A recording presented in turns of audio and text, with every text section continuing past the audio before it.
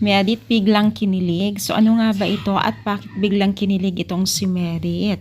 So yan ang ating pag-usapan for today's video at kung bago ka pa lang sa aking channel, please subscribe, like, and pakit na rin po natin guys ang notification bell upang ma-update po tayo tuwing ako pinag-upload sa mga viral and trending video.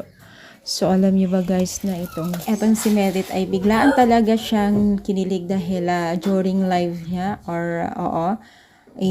biglang tumawag itong si James, itong love team niya, no? So, syempre, kasama na dito yung mga taga-supporters nila, yung mga manonood, dahil ito pa isa rin po sa mga strategy po nila, yung mga love team na yan, na yung, alam niyo ba yun, sa Team Kalingap, no? Biglaan din, mga ganon, si Carla at si Jomar. So, parang ganon din yung nagaganap sa dalawang mag-love team na ito, itong si Merit at itong si James, na kinatuwa naman po at patok na patok naman po sa mga netizens yung ginagawa nila na bilang isang pagpapagbigay ng update nila, latest update po sa pagpapakilig, no. So syempre dahil dyan mas lalong pinaiting at sinubaybayan po ng mga nakakarami itong dalawang ito. So sunod-sunod na rin po yung kanilang pagkakaroon ng suggestion po nila kay Merit at James, at talaga naman pong sinusunod din po ni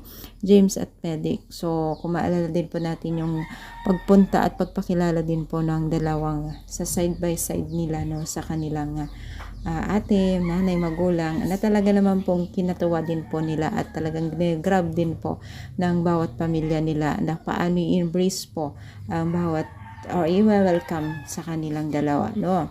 So ano masasabi ninyo, kayo rin po ba ay kinilig? I-comment down, palike po ang ating video. Thank you so much, more power, and God bless po.